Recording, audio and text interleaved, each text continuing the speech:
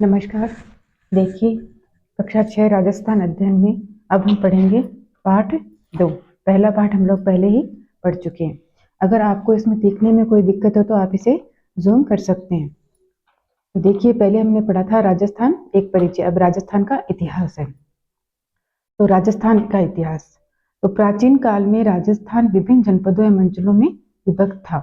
ये जनपद एवं अंचल भौगोलिक अथवा वहां रहने वाली जाति के नाम से जाने जाते थे, जैसे जांगल, मरु, अर्जुनैन, शिवी, मेवात, हाड़ौती। तो राजस्थान में जो जनजातियां रहती थी, जातियां रहती थी, उनके नाम पर वहां के नाम पड़े हैं। प्राचीन भारत में आर्यों ने छोटी छोटी बस्तियों को मिलाकर अपने अपने राज्य या जनपदों का निर्माण किया। महाभारत एवं संहिता ग्रंथों में राजस्थान के कई जनपदों का उल्लेख मिलता है। तो हम महाभारत में देखते हैं जैसे विराटनगर है, उसके बारे में भी जानकारी मिलती है। तो इसी प्रकार से और भी जनपद है जिनकी जानकारी हमें मिलती है। मरु, रामायण, चरक संहिता, महाभारत एवं बृहद संहिता में मरु प्रदेश का वर्णन है। मरु प्रदेश आर्यों का प्रारंभिक जनतंत्र था। तो आपसे पूछा जाए कि आर्यों का प्रारंभिक जनतंत्र कौन सा था, तो मरु था, जिसमें वर्तमान के बीकानेर, नागौर, चूरू, गंगानगर, जैसलमेर एवं बाड़मेर के कुछ भाग सम्मिलित थे। कालांतर में इस क्षेत्र में कुछ विस्तार के साथ कुरु, मद्र तथा जांगल नामक जनपदों का निर्माण हुआ। अब ये जो जनपद है इनका निर्माण मरु में ही हुआ था। इसके बाद में अब हम पढ़ेंगे जांगल। इस जनपद में वर्तमान बीकानेर, नागौर एवं जोधपुर का कुछ भाग आता था। इसकी राजधानी अहिच्छत्रपुर थी, जिसका साम्य वर्तमान नागौर से प्रतीत होता है। मतलब अहिच्छत्रपुर प्राचीन में जो नागौर है अब इसको कहा जाता था। पौराणिक आख्यानों के अनुसार यादव वंश के बलराम व श्री कृष्ण द्वारिका जाते समय इसी क्षेत्र से गुजरे थे। कौन से क्षेत्र से? जांगल प्रदेश से। अब है मत्स्य। ये एक बहुत ही महत्वपूर्ण जनपद है। किसका? राजस्थान का। बहुत ही चर्चित रहा है। इस जनपद का उल्लेख ऋग्वेद में मिलता है। महाभारत में मत्स्य जनपद की राजधानी कौन सी थी? विराटनगर। यह जनपद अलवर एवं जयपुर को मध्य स्थित है। इस स्थान का वर्णन चीनी यात्री हिमेनसांग ने भी किया था। चीनी यात्री हिमेनसांग हर्षवर्धन के समय में यहाँ पे आए थे। अब है सुरसन। राजस्थान में भरतपुर, धौलपुर तथा करौली के अधिकतर भूभाग प्राचीन सुरसन जनपद में सम्मिलित थे। इस जनपद की राजधानी मथुरा थी। 4वीं शताब्दी ईस्वी के यूनानी लेखकों ने सिकंदर के समय में सुरसन या सुरसन का उल्लेख किया है। अब बयाना प्रशस्ति, तो बयाना प्रशस्ति है, उसमें भी सुरसन नामक राजवंश का वर्णन मिलता है। सिकंदर के आक्रमण के पश्चात अपनी स्वतंत्रता को सुरक्षित रखने को उत्सुक पंजाब और तक की कुछ जातियां राजस्थान में आकर बस गई। तो कहाँ से जनजातियां आई थी? पंजाब और तक से। और यहाँ पर आकर उन्होंने अपने शौर्य का प्रदर्शन किया और मालव, शिवी और अर्जुनैन नई जातियां भी यहाँ पर आई। अब है शिवी। आधुनिक उदयपुर के पूर्व, पश्चिम तथा उत्तर का संभागीय प्रदेश में शिवी जाति ने आधिक्य स्थापित किया, इसलिए यह शिवी जनपद के नाम से जाना जाता है। इसकी राजधानी थी मध्यमिका या माध्यमिका, जिसका अवशेष चित्तौड़गढ़ के पास नगरी नामक गांव में मिलते हैं। इस भूभाग को मेदपाट तथा प्रागवाट भी कहा जाता है। अब देखिए ये अवशेष क्या होता है? जो चीज या वस्तु या जो हमारे सामने उपलब्ध नहीं है बल्कि उसके कुछ छोटे छोटे भाग खंडर रूप में हमारे सामने होते हैं, उसे अवशेष कहा जाता है। अर्जुनैन। भरतपुर अलवर प्रांत के अर्जुनैन अपने विजयों के लिए प्रसिद्ध थे। अर्जुनैन ने मालवों के साथ मिलकर विदेशी शत्रुओं को परास्त किया था। यह प्रश्न कई बार पूछा गया है, कॉम्पिटिशन एग्जाम में पूछा गया है कि शत्रुओं को किसने परास्त किया था? अर्जुनैन ने। किसके साथ मिलकर? मालवों के साथ मिलकर। अब है मालव। मालवों की शक्ति का केंद्र जयपुर के निकट नगर था, जो वर्तमान में टोंक जिले में स्थित है। कालांतर में ये अजमेर, टोंक एवं मेवाड़ क्षेत्र तक फैल गए। टोंक, प्रतापगढ़ एवं झालावाड़ का क्षेत्र मालव देश के अंतर्गत आता था। मालवों की दिग्विजय का यूप अभिलेख, जो मालव है उनकी दिग्विजय का जो अभिलेख है वो कहाँ है? नानसा भीलवाड़ा में। योद्धे। राजस्थान के उत्तरी भाग का योद्धे भी एक शक्तिशाली गणतंत्रीय कबीला था। संभवतः योद्धों ने ही उत्तरी राजस्थान के कुषाण शक्ति को नष्ट किया था। तो कुषाण शक्ति को नष्ट किसने किया था? योद्धे ने।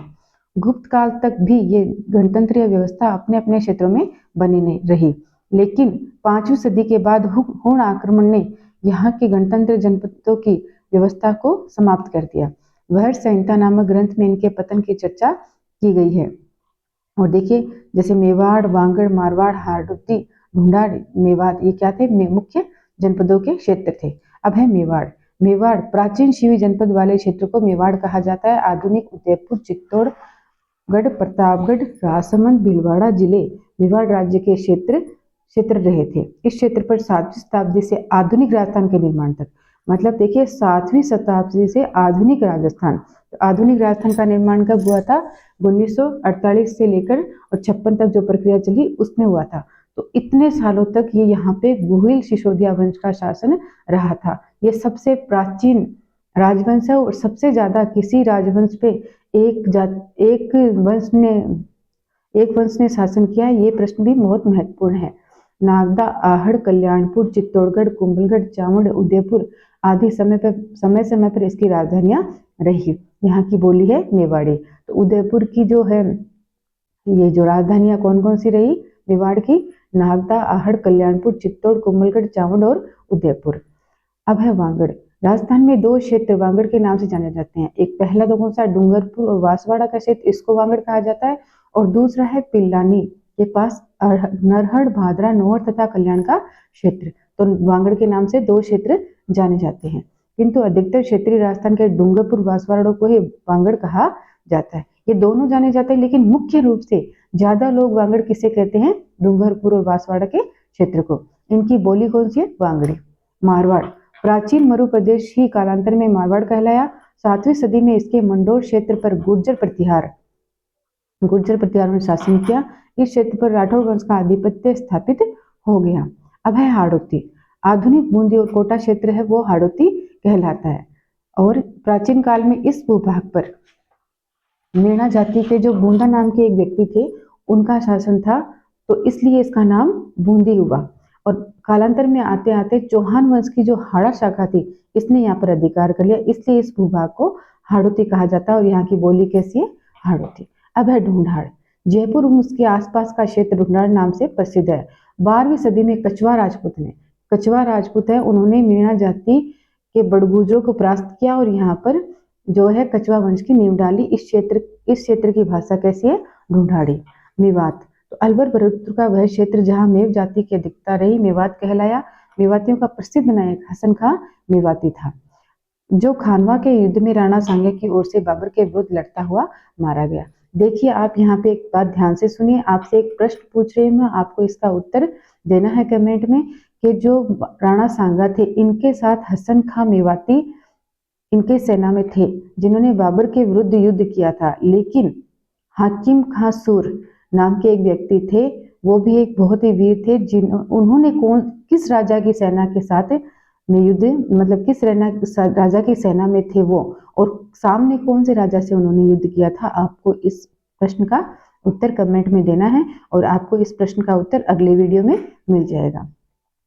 इन सब अंचलों के अतिरिक्त भी राजस्थान के कुछ अन्य क्षेत्र जैसे जैसलमेर को मांडवल, जोधपुर का दक्षिणी भाग गुजरातरा, प्रतापगढ़ को कांठल, झालावाड़ का क्षेत्र मालवा, चूरू, सीकर, झुंझुनू, शेखावाटी, ब्यावर, अजमेर का मेरवाड़ा नाम से जाना जाता है। राजस्थान और इसके विभिन्न क्षेत्र भूगोल परिस्थितियों के फलस्वरूप अनेक बोलियां, वेशभूषा, व्यवहार और परंपराओं के धनी है। मतलब राजस्थान में जगह जगह पर अलग अलग प्रकार की बोली बोली जाती है और वेशभूषा भी अलग अलग है।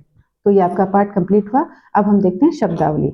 अंचल का मतलब होता है क्षेत्र। ऋग्वेद प्राचीन ग्रंथ, तो ऋग्वेद प्राचीन ग्रंथ भी है और सबसे पुराना ग्रंथ मतलब पहला ग्रंथ भी यही है। क्षत्रप प्रांत का मुखिया, राज्यपाल। अब ये प्रश्न उत्तर देखते हैं। मत्स्य जनपद की राजधानी कौन सी थी? तो मत्स्य जनपद की राजधानी थी विराटनगर। कोटा बूंदी वाला क्षेत्र कहलाता है हाड़ौती। ब्यावर अजमेर का क्षेत्र किस नाम से जाना जाता है? तो ब्यावर अजमेर का क्षेत्र मेरवाड़ा नाम से जाना जाता है। जयपुर और उसके आसपास के क्षेत्र की बोली भाषा कौन सी थी? ढूंढाड़ी। महाभारत कालीन किन्हीं 2 जनपदों के नाम लिखिए। तो सुरसैन, मत्स्य। शेखावाटी में कौन कौन से जिले आते हैं? सीकर, चूरू, झुंझुनू। हसन खां मेवाती कौन था? देखिए ये प्रश्न यहाँ भी आ गया कि हसन खां मेवाती कौन था। इस प्रश्न का आपको उत्तर देना है।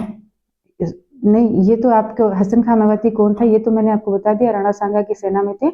आपको प्रश्न का उत्तर देना है कि हाकिम खां सूर कौन थे और किसकी सेना में थे। तो आपको वीडियो कैसी लगी? कमेंट जरूर कीजिएगा और वीडियो को सब्सक्राइब जरूर कीजिएगा।